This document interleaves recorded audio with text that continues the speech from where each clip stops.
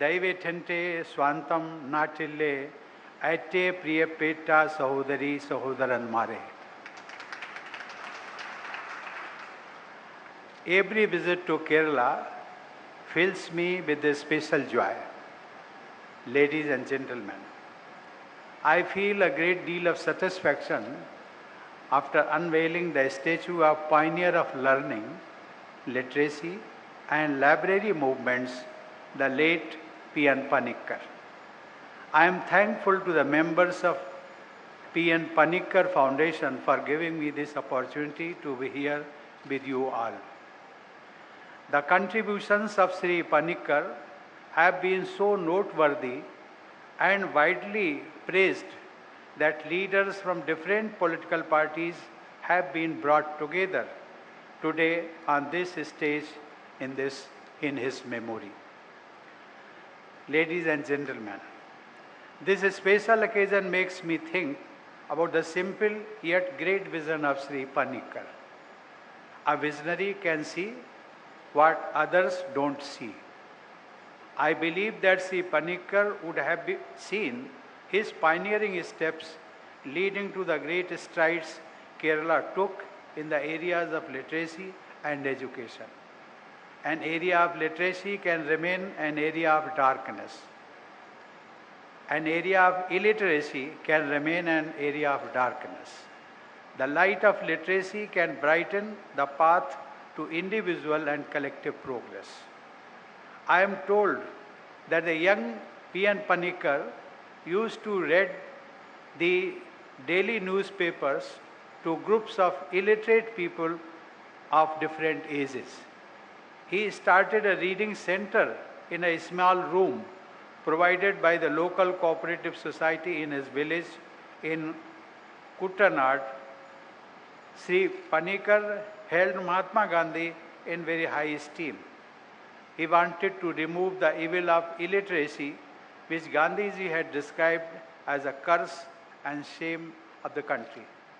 Sri Panicker spread a very simple and most potent message, Vaichu Valruka, which means read and grow. Sri Panicker made libraries and literacy a movement of the people. In fact, he made it a popular cultural movement. It is a unique feature of Kerala that in every village, even in the remotest village, there is a library.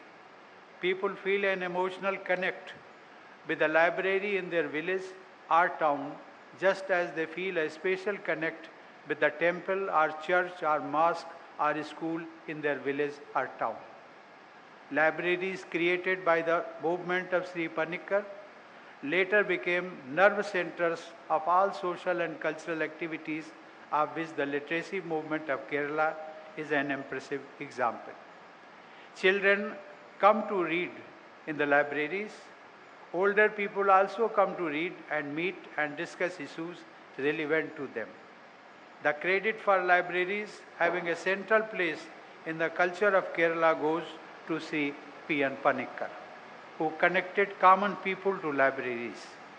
It is understandable that when books are made easily available to the people, those who cannot read will find a trigger as well as a facility to read.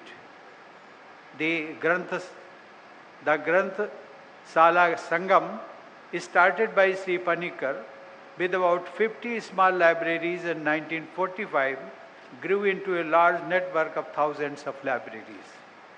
Through this large network of libraries, the common people of Kerala could get to know the thoughts and the ideals of Sri Narayan Guru, Ayyankali, V.T. Bhatt Tirupad, and other great masters.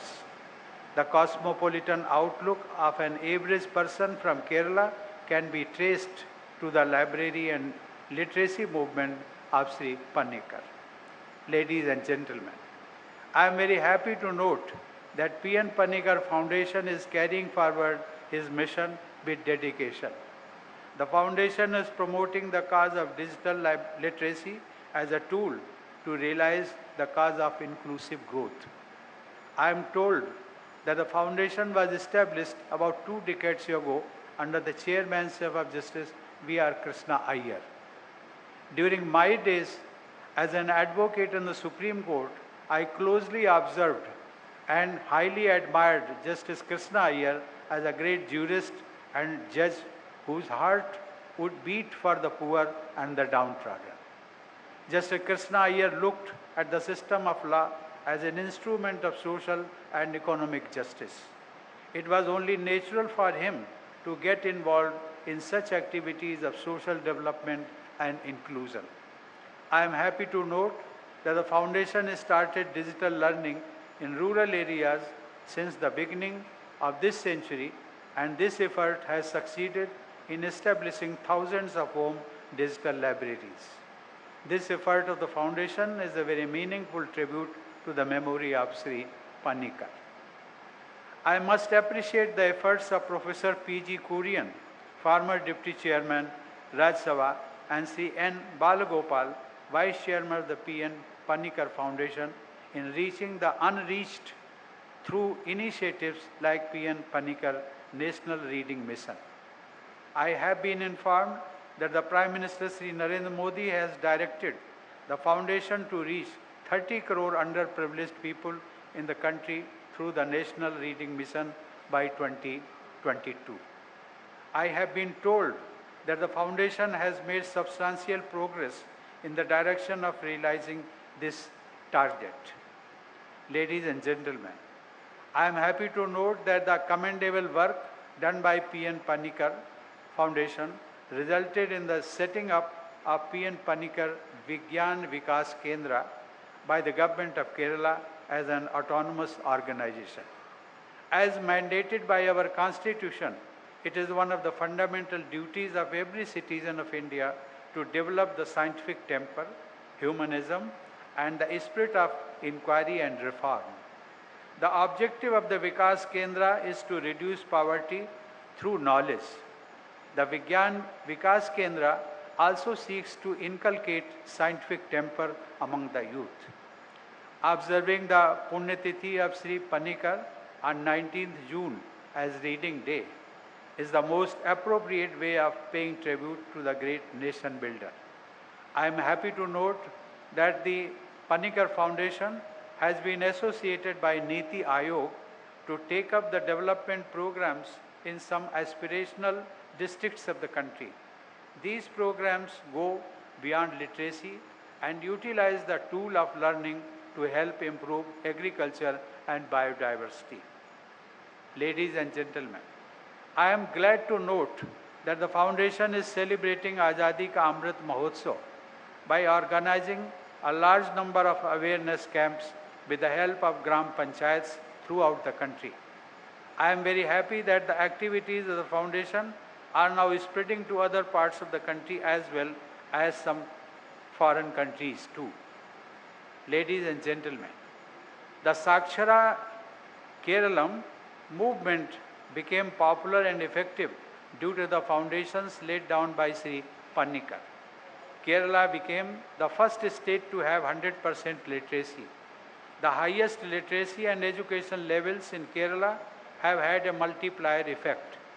Kerala leads other states on several indices of human development, including aspects of sustainable development. Successive governments in Kerala have kept sustained focus on the agenda of growth and development.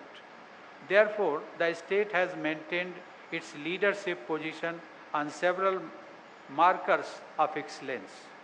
The Governor of Kerala, Sri Arif Muhammad Khan, and the Chief Minister, Sri Pinarayi Vijayan, are among the most experienced and sagacious personalities in the area of public service. I am glad that the people of Kerala are benefiting from the guidance of the Governor and the leadership of the Chief Minister to scale even greater heights of excellence and inclusion. Kerala displays India at its cultural and harmonious best. It has attracted people from all parts of the world, absorbed different cultures and religions while maintaining its distinct features. The people of Kerala have earned respect and goodwill in the rest of India and in different parts of the world.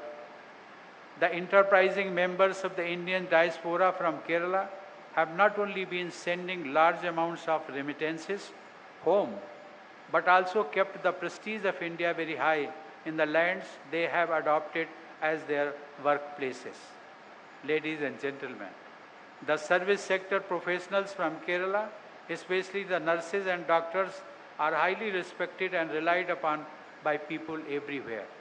Recently, when the COVID pandemic affected the entire world, nurses and doctors from Kerala were among the most visible COVID warriors in India, the Middle East, and so many other regions on the globe. The people of Kerala enhance the pride of India. Ladies and gentlemen, I love visiting Kerala also because this state fills me with energy which it derives from its bountiful blessings of Mother Nature. I recall our former Prime Minister, late Sri Atal Bihari Vajpayee, whose birth anniversary we will celebrate on 25th December, had chosen this land to welcome the new millennium. During the 5 days he spent in Kumarkam on the banks of Bemnad Lake, both the poet and the thinker in him were inspired. He penned a series of musings in which he wrote, and I quote, "Nature's silent beauty provides a perfect setting here for contemplation," unquote. In God's own country, it is indeed a special privilege to be in abode of Lord Vishnu, that is Thiruvananthapuram. Ladies and gentlemen, there is a saying in Sanskrit, Amritam tu Vidya, which means education or learning is like nectar. I once again commend the Panicker Foundation for distributing this nectar of learning in the entire country. I extend my heartiest greetings to all of you for Christmas and wish you all a very happy New Year. Thank you. Jai Hind.